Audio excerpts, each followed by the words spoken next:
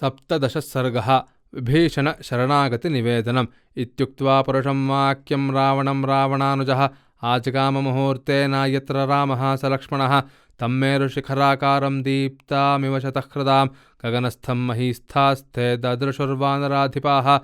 स हि मेघाचलप्रख्यो वज्रायुधसमप्रभः वरायुधधरो वीरो दिव्याभरणभूषितः ये चाप्यनुरस्तास्य चत्वारो भीमविक्रमाः तेऽपि वर्मायुधोपेता भूषणैश्च विभूषिताः तामात्मपञ्चमं दृष्ट्वा सुग्रीवो वानराधिपः वानरैः सह दुर्धर्षः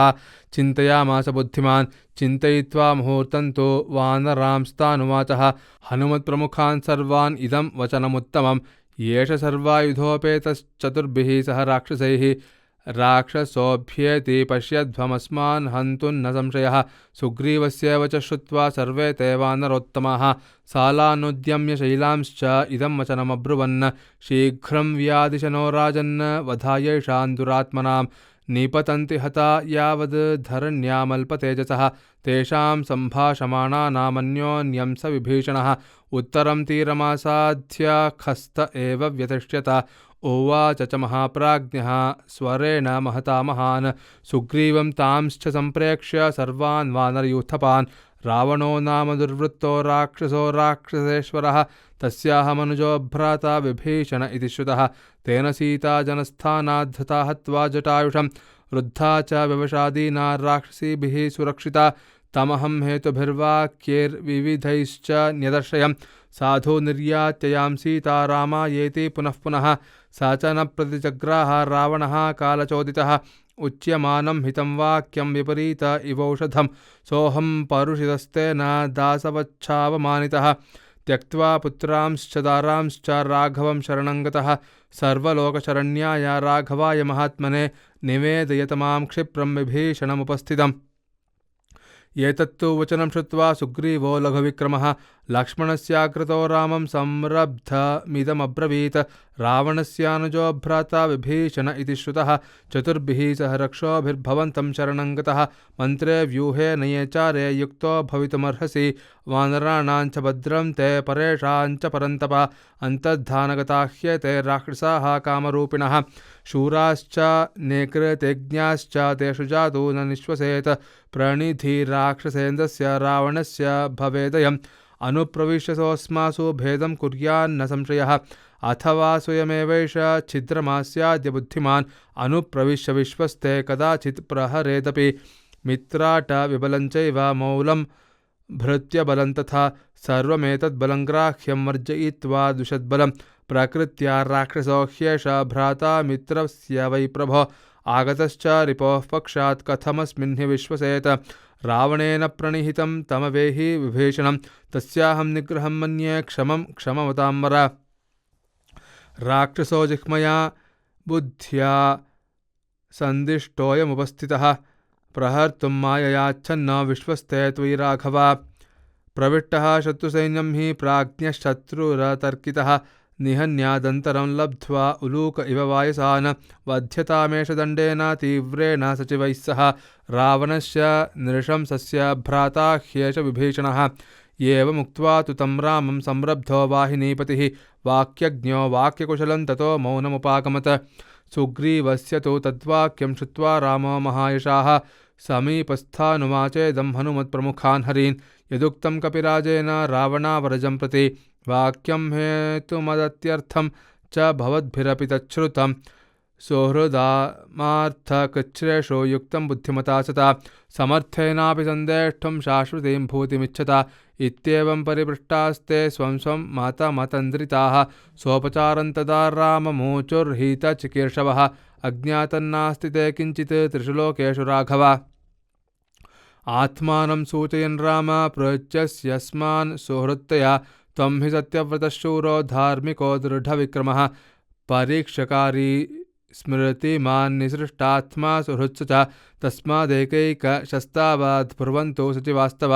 हेतुतो मतिसम्पन्नाः समर्थाश्च पुनः पुनः इत्युक्ते राघवायाथा मतिमानङ्गदोग्रतः विभीषणपरीक्षार्थमुवाच वचनं हरिः शत्रोः सकाशात् सम्प्राप्तः सर्वथा शङ्क्य एव हि विश्वासयोग्यः सहसा न कर्तव्य विभीषणः छादयित्वात्मभावं हि चरन्ति शठबुद्धयः प्रहरन्ति च रन्ध्रेषु सोऽनर्थः सुमहान् भवेत् अर्थानर्थो विनिश्चित्य व्यवसायं भजेतः गुणतः संग्रहं कुर्याद्दोषतस्तु विसर्जयेत् यदि दोषो महांस्तस्मिन् त्यज्यतामविशङ्कितं गुणान् वापि बहून् ज्ञात्वा संग्रहः क्रियतां नृप शरभस्त्वतनिश्चित्य सार्थं वचनमब्रवीत् क्षिप्रमस्मिन्नरव्याघ्राचारः प्रतिविधीयतां प्रणिधाय हि चारेण यथावत् सूक्ष्मबुद्धिना परीक्ष्य च ततः कार्यो यथा न्यायं परिग्रहः जाम्बवांस्त्वथ सम्प्रेक्ष्य शास्त्रबुद्ध्या विचक्षणः वाक्यं विज्ञापयामास गुणवद्दोषवर्जितं बुद्धवैरस्य पापाच्च राक्षसेन्द्राद्विभीषणः अदेशकाले सम्प्राप्तः सर्वथा शङ्क्यतामयं ततो मैन्दस्तु सम्प्रेक्ष्य नयनापनकोविदः वाक्यं वचनसम्पन्नो बभाषे हेतुमुत्तरं वचनन्नाम तस्यैष रावणस्य विभीषणः पृच्छ्यतामधुरेणायं शनैर्नरवरेश्वर भावमस्य तु विज्ञाय ततस्तत्त्वं करिष्यसि यदि दुष्टो न दुष्टो वा बुद्धिपूर्वं नरषभ अथ संस्कारसम्पन्नो हनुमान् सचिवोत्तमः उवाच वचनं श्लक्ष्णमर्थवन्मधुरं लघो न भवन्तं मतिश्रेष्ठं समर्थं वदतां वरम् अशिताययितुं शक्तो बृहस्पतिरपि ब्रुवन् न वादान्नापि सङ्घर्षान्नाधिक्यान्न च कामतः वक्ष्यामि वचनं राजन् यथार्थं राम गौरदत् अर्थानर्थनिमित्तं हि यदुक्तं सचिवैस्तव तत्र दोषं प्रपश्यामि क्रिया न ह्युपपद्यते ऋते नियोगात् सामर्थ्यमवबोद्धुं न शक्यते सहसा विनियोगो हि दोषवान् प्रतिभाति मे चारप्रणिहितं युक्तं यदुक्तं सचिवैस्तव अर्थस्यासम्भवात् तत्र कारणं नोपपद्यते अदेशकाले सम्प्राप्ता इत्ययं यद्विभीषणः विवक्षा तत्र मे स्थेयं तां निबोध यथामति स एष देशः कालश्च भवतीति यथा तथा पौरुषात् पौरुषं प्राप्य तथा दोषगुणावपि दौरात्म्यं रावणे दृष्ट्वा विक्रमं च तथा त्वयि युक्तमागमनं तस्य सदृशं तस्य बुद्धितः अज्ञातरूपैः पुरुषैः स राजन् पृच्छतामिति यदुक्तमत्र मे प्रेक्ष्य काचिदस्ति समीक्षिता पृच्छ्यमानो विशङ्केत सहसा बुद्धिमान् वचः तत्र मित्रं प्रदुष्येत मिथ्या पृष्ठं सुखागतम् अशक्यः सहसा राजन् भावो वेत्तुं परस्य वै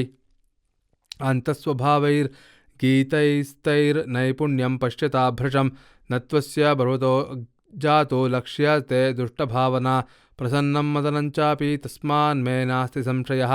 अशङ्कितमतिस्वस्थो न शठः परिसर्पति न चास्य दुष्टा वाक्चापि तस्मान्नास्ति संशयः